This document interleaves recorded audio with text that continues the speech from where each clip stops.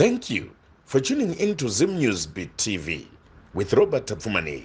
Ndingangoti matakiro aita nyaya yandazounza kudai nhasi. Vala mboti nokureva vakafara mugwagwa watinoshandisa kuenda nawo kumita iri waterway yakaitwa mugwagwa tindi nayo kumita. Ndobva ndaenda kumba kwavo inini ndakatosvika ndakamumba pavo ndakavamhoresa ndakatovati hamba kose mugwagwa wamuri kufara uyu toda kuushandisa mugwagwa watinoshandisa makore ese mugwagwa wanditaiwa mugwagwa ufanira kuenda nokuseri kwemiti ndovimba kuti makurukota akauya uko vakatipaona vakatonzwawo mashoko yavaya kuti vaiti rodhi yaini nekuseri kwemiti uyu asi rodhi ichioneka payakairi vakanditi rodhi iyo ina handivhure rodhi ipapo ndakati ano inisi mazira andoita pane rodhi rodhi muchangoivhura ndobva ndabva ipapo ndobva ndaenda kwasabhuku sabhuku ndobva ati ndinodedza vanhu vemukomiti vauye ndobva ndadedza komiti ndobva taenda ipapo ari mangwana achena ndobva tasvika nasabhuku nekomiti ndobva vadedzwa napc ndobva vauya paipai nyaya yerodhi tanga kutaura kwanza ano imi muda kundimanikidza kuti zvandisiri kuda itai mega itai zvamunenge mafunga imi ndobva vabva ndobva vaenda pakwavo sabhuku nokumi ndobva vawira noti no isusu hatingavharire mugwagwa tichiona tichiziva kuti mugwagwa ngatifushire makombe epfumvudzi akacherwa tibvise wayai tidzosere kungano kwatinoziva kupane mungano wake ndobva tafushira makombe aya ini ndakatanga kubata bango ranga riri pakona pakaiswa waya ipapo pamba ndamabango 3 anga akamira koma ndamabvisa mabango waya vamwe vachibvisa waya vatadzosera payaifana kunge iri ndobva vaenda kumapurisa kunoisa zita rangu inini remukoma wangu andisati wadzoka ndobva tasungwa. Makasungwa iwo wakasungwa nemapurisa? Mapurisa akatisunga takatorara kulendiwo ndobva taendeswa ndiri papolisi pagwenda vakatanga kundibvisa faindi ndakati faindi yamundibvise ndiyezvo kanzi kuti mabvisa waya nekufushira makomba ndakati ano imimi kana murodi kana ndabhadhira faindi ngupa authority kuti rodi vharwa kosi chati kuramba isi kuvharwa rodi saka ndandabvisa faindi zvikuroti munhu ane simba rekuvhara rodi ndobva ndaramba ndobva vati saka toendesa nyaya kukoti ndakatiendesai ndobva nyaya yaenda kukoti. Saka nyaya iyi paikazokwirwa dare panapa yanga ichiri kukoti? Koti yanga isati yapedza? Yanga isati. Okay. Zvakazoitwa panapa ndezvekuti pakazotumwa vedare pano kuti vanogadzirisa panzvimbo iyo pakawirirana ndizvo? Nawo yeparodi ipapo yakabva yapera. Asi kukoti uko yanga isati yapera. Yanga isati yapera. Tiudzai zvakabuda kukoti. Kukoti ndakazva handina mhosva mapiriro akaita nyaya. Okay. Ukanza una mhosva? Zviri kuita chinhu.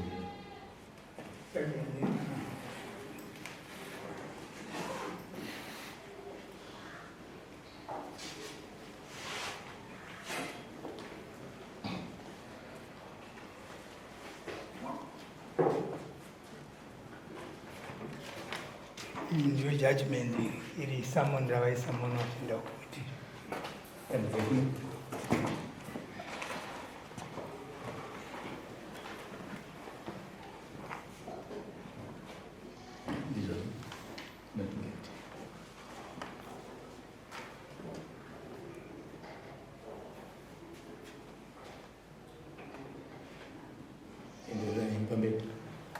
Saka zvoreva kuti apa ndopa wakupiwe makost ako ekuenda kawaita kukoti uchidii naika takuchidzokera kune vachinogurei zviri kutaurwa nemurume uyu mazvibata munozvigamuchiri here kana kuti hamuzvigamuchiri? Hamuzvigamuchiri. Zvakanaka. Tinokumbirai kuti muchijekesawo maziviro enyu. Maziviro angu ndeyekuti uyu akauya aisisimatorera aita kuti ari kuda kuti pave nerodi pane rodi kare handiti kuti waidhenu semadira auya tiri kuda panapa haisi nyaya yemugwagwa. Nyaya yemugwagwa yakapedzwa.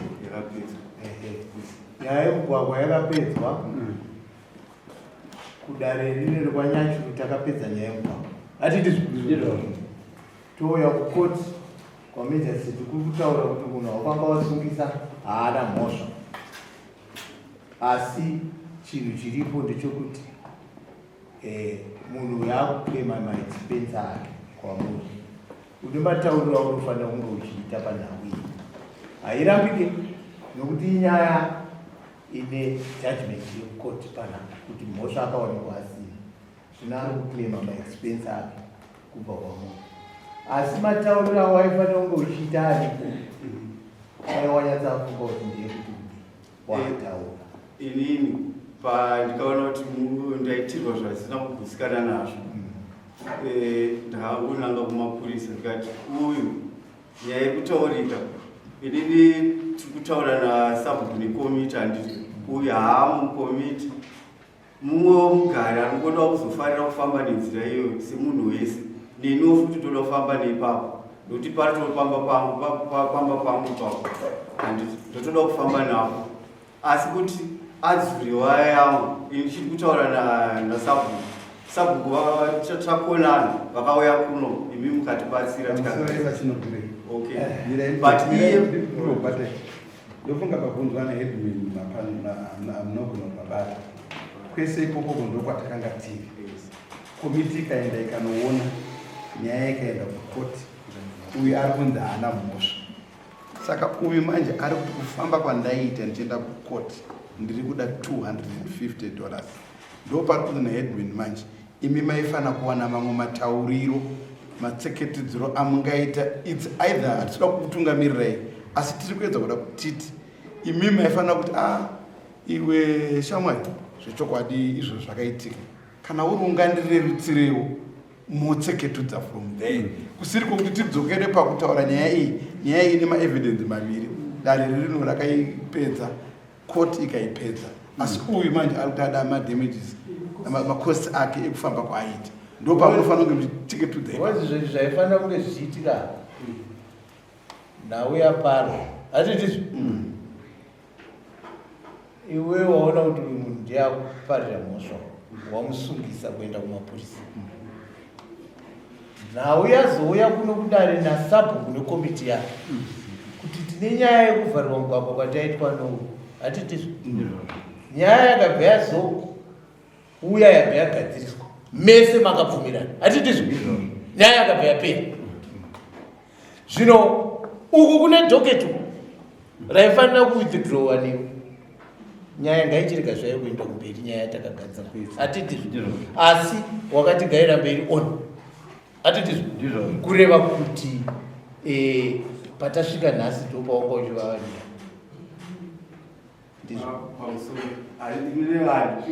patikamhangara takambomhangarawo zvaa zvatopera vakaigozi muna October muna November nhasi dare iri dai risina kubata munhu uyu nomhosva ainge ari mucheni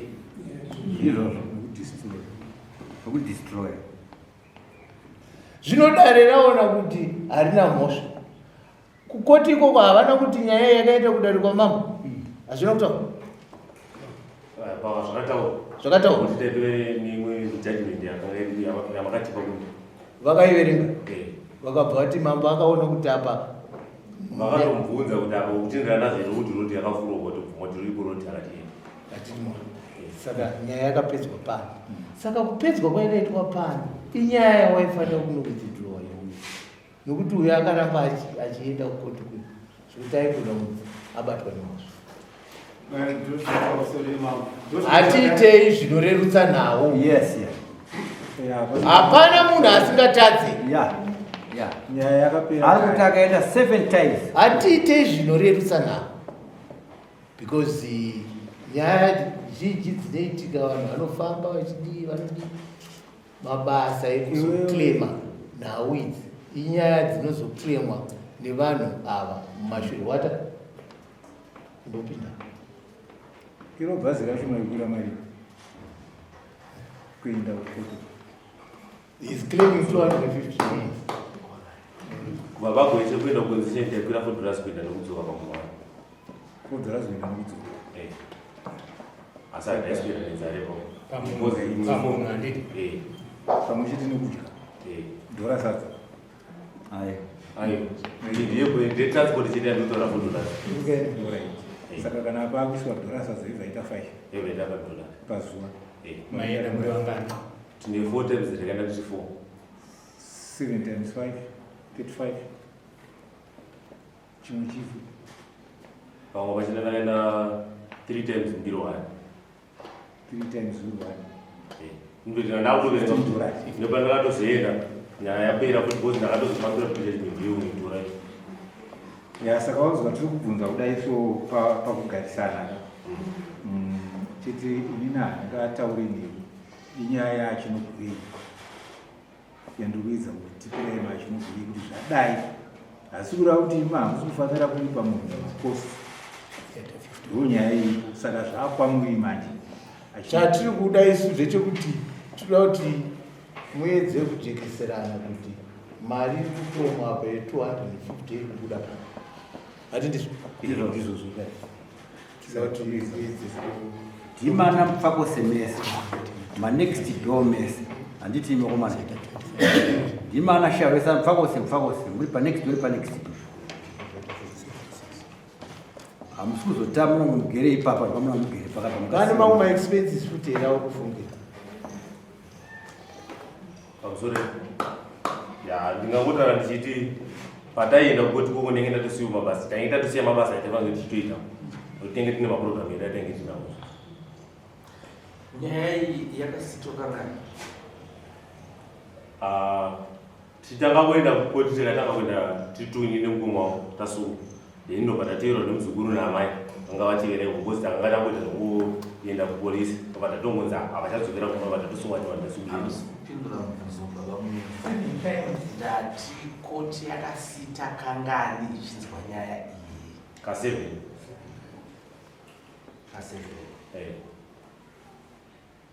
Zvokuti takati vatipo record of proceedings tinoona ichi yakasita ka7.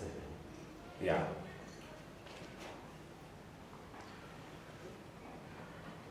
Ko kuti musvike pafiga iyi makanga mapasvika sei?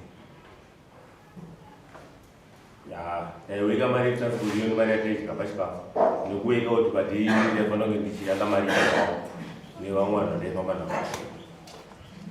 Vamwe vanhu ava vakanga vasungiswa here neaya? Akanga asungiswa ndini asi kuba ndakaenda takasvika kwaPP patanzi unofanira kuya nemawitness saka mawitness ndaenda nemukuru wekomiti naSAPO. Okay. Because ndikuona sokunge manira apa nenguva yamakafamba muchienda ikoko inogona kuve isiri justified. Yakuita sokunge kufikisa munhu. Saka ikatorwa nenzira iyoyo yokufikisana imimi ngevagarisana hapana chinobuda.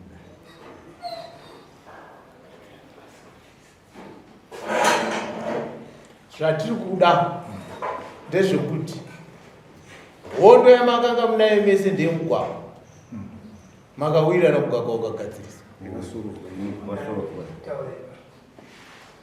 makawirirana here mugwagwa ukagadziriswa wapo here mugwagwa ndopandinoda kupindura tingadai takatodzoka kuno pamusoro ivamo mugwagwa chipo chekuti hauna kugara hauna takawirirana munhu uyo haana kuzviteedzera nokuti akaforima kuno kwakasudurudzwa waya ndokaakasiya akangofura mugwagwa dzinenge 5 to 8 meters kumberi kwese akavhara mugwagwa kune vakazokwanisa kuzopfuura nepo nyange wekunokunokufanaka pana akazopfuura pamugwagwa vakatoona kuti kumberi kwese akavhara mugwagwa. Regai titaure tichiti nhau yatinayo pano inhau yekufamba kwamakaita muchienda kukoti. Nhau yemugwagwa yakagadziriswa nedare rinei haina kugadzirika here? Haina kugadzirika.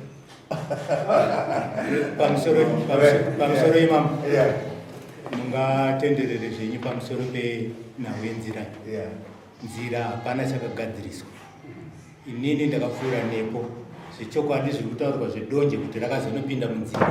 Ndakatoshamawo ndichitopinda nemudonje imomo asi takasiya tara kuti rodhi inofanira kupinda. Saka tauro imamo. Unopiwa nguva iwe. Vamwe tingagone kurasika.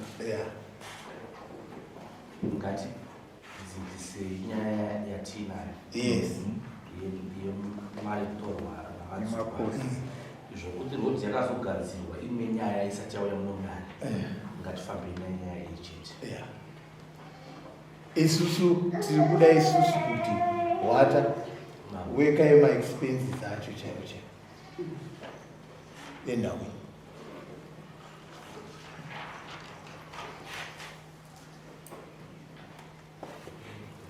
tatipa vakafamba vari 7 mumwe chete yachibvisa $5 handiti yaita 35 une pamwe here paumukazofamba futi tiri pakufamba chete 7 nyatsofungisisa kana nekamwe takafamba ka2 tisingaende nekomiti inini nemukoma wangu patakazozichidedza emawitness kaviri kureva kuti $12 gani 35 $12 right $15 yabuda papi unopanga wachiti wakazinda katatu katatu 15 ubva wazoenda kamwe chete uri wega yabuda 6 ndobva tazoisa mari yedare yakwirwa pano 25 that's 7 12 18 23 5 6 7 9 yasvika iyo 93 hatisati tamuisira nyaya yekuti ari kuti ndaisiya mabasa akatangotaura matraveling cost chete yaka 93 food and transport zvese zviri included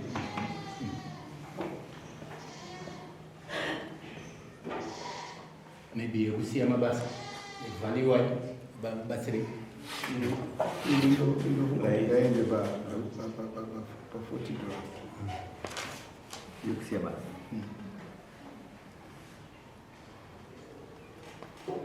right member at 133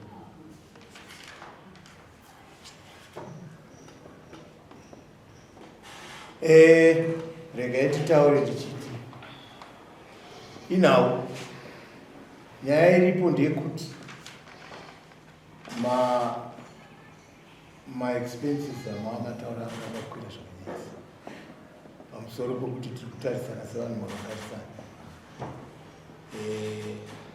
saka isusu taona kuti mari inofanira kubviswa imari toisa pa130 anfika inofanira kuita 130 emaexpenses emakwirira dare ndo muono waitwa nedare rino kuti ava kurapa vanofanira kuzobvisa mari inoita 130 yokukupana sekufamba kwamaita taziva kuti criminal nyaya yakapera then touya nyaya yakagadziswa pano yakaitwa nedare rino yogadzira mugwagwa iripoti yaifanira kuuya zvakare nasabhuku kuti zviye zvatakadi hazvina kugadzisika saka kana maita saizvozvo zvinenge zvaakurevera kuti nzvimbo iyoyo inogona kusvikwa futi.